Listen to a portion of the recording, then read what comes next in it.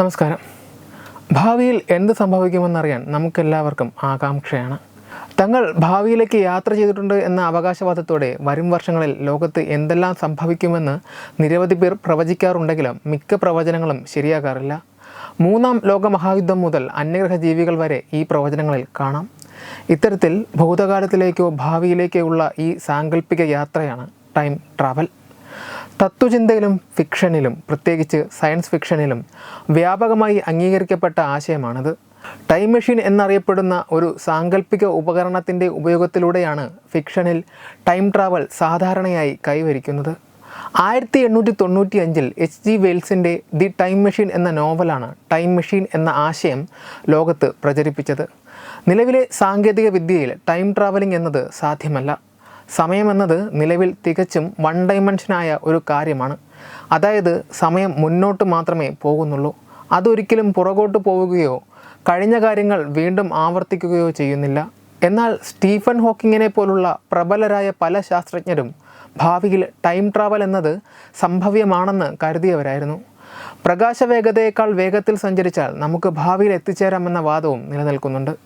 എന്നാൽ ലഭ്യമായ അറിവിൽ ശാസ്ത്രീയമായി ഇതുവരെ ആർക്കും ടൈം ട്രാവൽ യാഥാർത്ഥ്യമാക്കാൻ സാധിച്ചിട്ടില്ല. എന്നാൽ അതിപ്പോഴും സാങ്കേതികമായി സാധ്യമാണെന്ന ചിന്ത പല ശാസ്ത്രജ്ഞരുടെയും ചിന്തകളെ ചൂടുപിടിപ്പിക്കാറുമുണ്ട്. ഭൂതകാലത്തിലേക്ക് സഞ്ചരിക്കുവാനും നിങ്ങളുടെ മാതാപിതാക്കൾ തമ്മിലുള്ള കൂടിക്കാഴ്ച ഇല്ലാതാക്കാനും കഴിഞ്ഞാൽ നിങ്ങളുടെ നിലനിൽപ്പ് തന്നെ എങ്ങനെ സാധ്യമാണ് എന്നതടക്കമുള്ള ചോദ്യങ്ങൾ ഇതുമായി ബന്ധപ്പെട്ട് ഉയരുന്നുണ്ട്. ചുരുക്കത്തിൽ നൂറ്റാണ്ടുകളായി ശാസ്ത്രലോകത്തെ തലപെരിപ്പിക്കുന്ന ഒരു ചിന്തയാണ് ടൈം ട്രാവൽ എന്നത്. ഗ്രാൻഡ് ഫാദർ പാരഡോക്സ് എന്നാണ് ഇത് അറിയപ്പെടുന്നത് തന്നെ. ടൈം ട്രാവലിംഗ് എന്നത് മിഥ്യയായി തുടരുമ്പോഴും ടൈം ട്രാവലിങ്ങുമായി ബന്ധപ്പെട്ട് ഇൻ്റർനെറ്റിൽ പരതിയാൽ നമുക്ക് ഒരു വിമാനത്തിൻ്റെ പേര് ലഭിക്കും. Santiago flight 513. 1954 September 4 Santiago airlines flight 513 പശ്ചിമ ജർമ്മനിയിലെ ആർച്ചനിൽ നിന്ന് ബ്രസീലിലെ പോർട്ടോ അലഗ്രയിലേക്ക് പുറപ്പെട്ടു. 88 യാത്രക്കാരും 4 ക്രൂ അംഗങ്ങളുമായാണ് വിമാനം പറന്നുയർന്നത്. അതൊരു 18 മണിക്കൂർ യാത്രയായിരുന്നു. എന്നാൽ 18 മണിക്കൂറുകൾ പിന്നിട്ടിട്ടും അത് എത്തിച്ചേരേണ്ടിടത്ത് എത്തിയില്ല. ഇടയ്ക്ക് വെച്ച് കാണാതായ വിമാനത്തിന് എയർ ട്രാഫിക് കൺട്രോളുമായുള്ള ബന്ധം നഷ്ടപ്പെടുകയും ചെയ്തു. കാണാതായി എന്നുറപ്പായതോടെ ജർമ്മനിയും ബ്രസീലും വിമാനം കണ്ടെത്താനുള്ള ശ്രമത്തിലായി. അറ്റ്ലാന്റിക് അവർ അരിച്ചുപെറുക്കി. എന്നാൽ നിരാശയായിരുന്നു ഫലം. ഒടുവിൽ വിമാനം അറ്റ്ലാന്റിക് സമുദ്രത്തിൽ പതിച്ചതായും വിമാനത്തിലുണ്ടായിരുന്ന 92 പേരും കൊല്ലപ്പെട്ടതായും പ്രഖ്യാപിക്കപ്പെട്ടു. കാണാതായ വിമാനങ്ങളുടെ കൂട്ടത്തിലേക്ക് ഫ്ലൈറ്റ് 513യുടെ പേരും എഴുതി ചേർക്കപ്പെട്ടു. വർഷങ്ങൾ കടന്നുപോയി. 1989 ഒക്ടോബർ 12 അലഗ്ര വിമാനത്താവളത്തിന് മുകളിൽ ഒരു വിമാനം ഇറങ്ങാൻ കഴിയാതെ ചുറ്റിത്തിരിയുന്നത് എയർ ട്രാഫിക് കൺട്രോളറും ജീവനക്കാർ കണ്ടു. വിമാനത്തിൻ്റെ പൈലറ്റുമായി ബന്ധപ്പെടാൻ അവർ ശ്രമിച്ചെങ്കിലും പൈലറ്റിൽ നിന്ന് പ്രതികരണമൊന്നും ലഭിച്ചില്ല. എന്നാൽ ആ വിമാനം ലാൻഡ് ചെയ്തു. പ്രതീക്ഷിക്കാതെ വന്നിറങ്ങിയ വിമാനം കണ്ട് എയർപോർട്ട് അധികൃതർ ഞെട്ടി. അവർ വിമാനത്തിനടുത്തേക്ക് ഓടിക്കൂടി.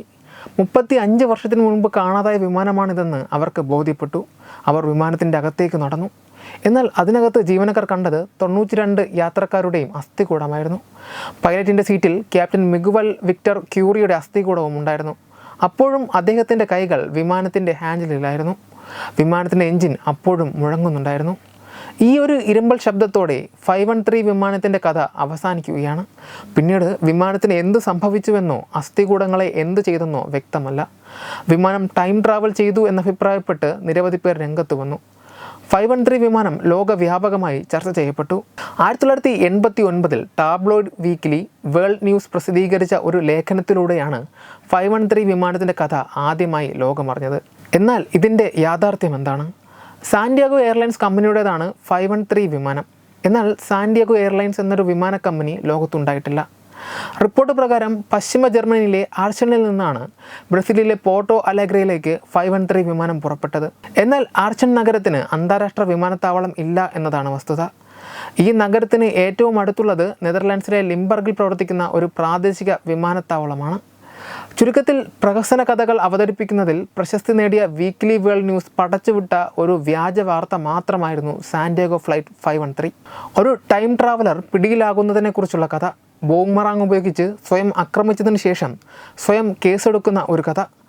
ഭീമൻ അസ്ഥികൂടങ്ങളുടെ ചിത്രങ്ങൾ എന്നിവ പോലുള്ള അതിശയകരമായ സാങ്കല്പിക കഥകൾ പ്രസിദ്ധീകരിക്കുന്നതിന് പേരുകേട്ട ഒരു കുപ്രസിദ്ധ ടാബ്ലോയിഡായിരുന്നു weekly world news.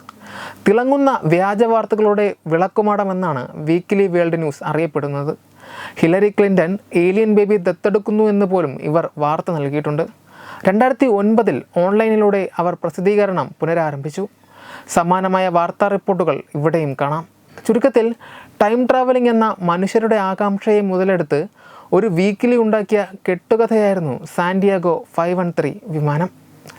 Web desk തത്തുമൈ ന്യൂസ്.